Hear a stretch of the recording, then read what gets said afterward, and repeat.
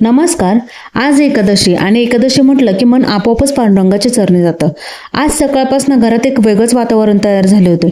नेहमीसारखी लगबग नाही, पण मनात एक शांतता, देवाचं नामस्मरण आणि घरभर दरवळणारा उपवासाचा स्वयंपाकाचा सुगंध.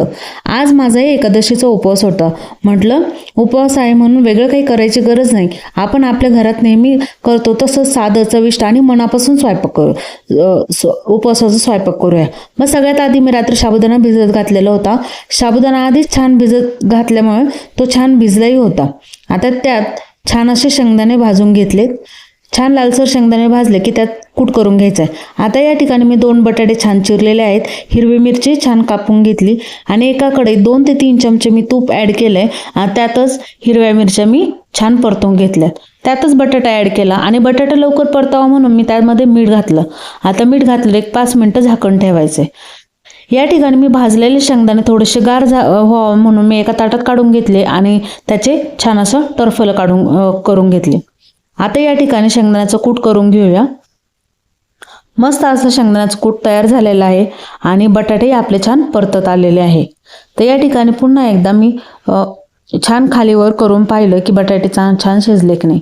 बटाटा छान शिजत आला की त्यातच घालायचं शेंगदाण्याचं कूट आणि शेंगदाण्याचं कूट भाजलेलं असलं तरीही बटाट्यामध्ये छान असं परतून घ्यायचं आहे, म्हणजे त्याची चव, खिचडीची चव खूपच छान लागते.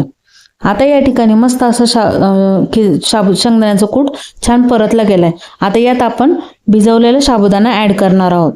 आता या ठिकाणी मी साबुदाणा छान असा मोकळा करून घेतलाय आणि तो छान एकजीव करून घेतलाय, म्हणजे शेंगदाण्याचं कूट, मिरची आणि बटाटा त्यात मिक्स होईल. छान सगळं छान परतून घ्यायचंय. एक 5 मिनिटं छान सगळं मिक्स करायचं. याला मिक्स करायला थोडासा वेळ लागतो. एकदा मिक्स झालं की छान आपली मऊ आणि मोकळी अशी खिचडी तयार होते. या ठिकाणी सगळं छान मिक्स झालंय. त्यात मीठ ॲड करायचंय आणि मीठ ॲड केल्यानंतर त्याच्यात 2 चमचे मी साखर ॲड करणार आहे. आता यावर मी 2 चमचे पुन्हा एकदा तूप टाकून घेतलं आणि छान अशी खिचडी परतून घेतली. मस्त मऊ मोकळी अशी खिचडी आपली झालेली आहे, पण अजून साबुदाणा छान परतला गेला नाही. तर या ठिकाणी मस्त असं शेंगदाण्याचं पिठलं मी तयार करणार आहे. त्यासाठी मगाशी भाजलेले शेंगदाणेच मी थोडेसे काढून घेतले आणि त्यात हिरवी मिरची 3 ते 4 ॲड केल्या आणि छान असं पातळ वाटण तयार केलं. या ठिकाणी मस्त असा आपला साबुदाणा मऊ मोकळा खूप छान परतला गेलाय आणि आपली साबुदाण्याची खिचडी तयार झाली. आता या ठिकाणी आपण शेंगदाण्याचं पिठलं किंवा झिरकं किंवा शेंगदाण्याची आमटी तयार करून घेणार आहोत.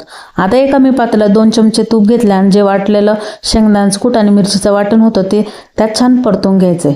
परतल्यानंतर 1 ते 1.5 ग्लास पाणी मी ॲड केलेलं आहे, कारण हे शेंगदाण्याचं पिठलं पातळच छान लागतं. तर मस्त अशी उकळी आली आणि त्यात मीठ घालायचे आणि छान असं आपलं शेंगदाण्याचं पिठलं तयार आहे. आता मस्त मी एका ताटात साबुदाण्याची खिचडी आणि शेंगदाण्याचं पिठलं सगळं मी मस्त काढून देवाला नैवेद्य दाखवणार आहे.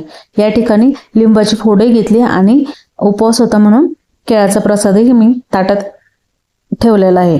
तर आता मस्त पांडुरंगाला आपण नैवेद्य दाखवून घेणार आहोत. या ठिकाणी मी मंडल करून छान असं नैवेद्याचं ताट तयार केलं आणि देवाला नैवेद्य दाखवून घेतला. एकादशी म्हणजे फक्त उपवासाचा दिवस नाही असं मला वाटतं. दिवसभराच्या धावपळीतून थोडं मन शांत करण्याचा, देवाचं नाव घेण्याचा आणि आपल्या माणसांसोबत साधेपणाने वेळ घालवण्याचा दिवस आहे. आपल्या घरात मोठ्या माणसांकडून आपण किती गोष्टी शिकतो ना. एकादशी आली की काय खायचं, कसं करायचं, कसं देवाला नैवेद्य दाखवायचा, या छोट्या छोट्या गोष्टींच्या आठवणी कायम मनात राहतात. तर या ठिकाणी मी देवाला नैवेद्य दाखवून घेतलाय. आज तुम्हाला व्हिडिओ आवडला असेल तर लाईक, शेअर, सबस्क्राईब नक्की करा. थँक्यू.